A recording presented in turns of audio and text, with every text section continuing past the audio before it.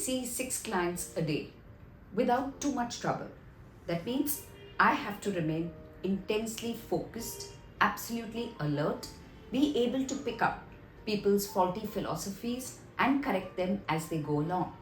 Now I have a goal. I want to earn a certain amount of money so that I can afford to buy a house that I desire. I decide that instead of 6 clients a day, I'm going to up my game to 10 clients a day within a certain time frame. Is my goal realistic? Welcome. Welcome to today's episode of how to set realistic goals. Now coming back to my example. I see 6 clients, which is very intense psychotherapy because it is not simply listening or talking. It is actively participating, investing, and being able to help correct the client's faulty philosophies. That is an exhausting task. Now, I suddenly believe that from 6 I can go to 10. I haven't taken into consideration many factors. How long can I sustain 6 days a week for X number of years to help me make that money to buy that house?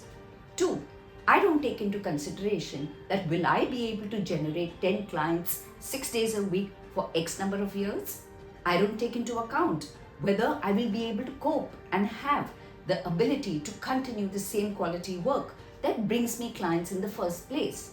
And of course, I don't take into account my illness, travel plans, or any requirements that will ask me to not be available 6 days a week for X number of years.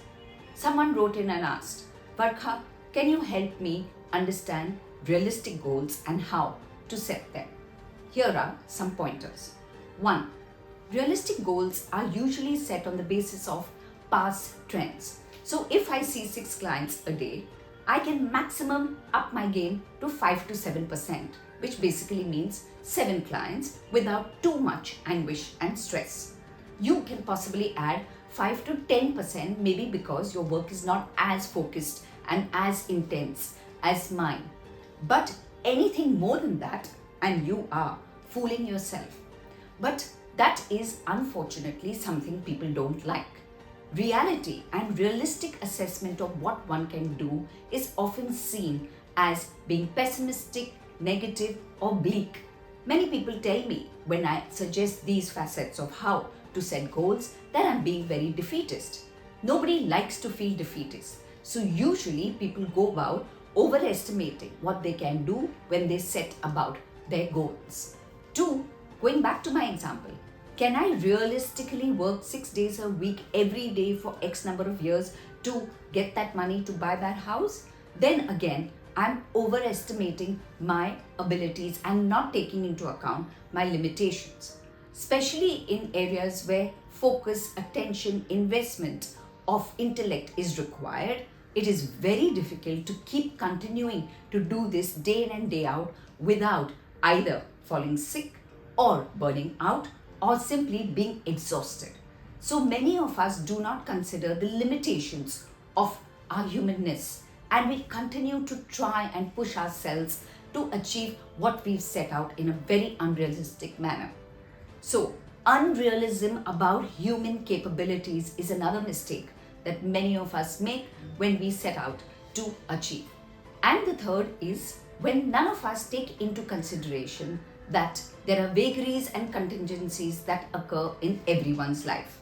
Plans don't go according to the way we want them to go. Many things go wrong. We fall sick, family members require us to be available to them, friends require us to participate in certain events with them, and all kinds of paraphernalia creep up every now and then into everyone's life. And if you don't make provision for that, you don't keep a buffer, the possibility of you achieving your goals will fail.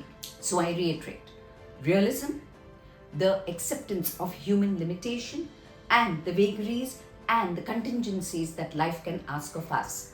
If you keep these 3 pointers in mind, the possibility of you setting realistic goals is higher, but even better is the possibility of you achieving those goals. If you like what you hear, please do hit the like button, please do share my video, and of course continue to write to me at varkha@varkhacholani.com. Till next week, it's goodbye. and thank you.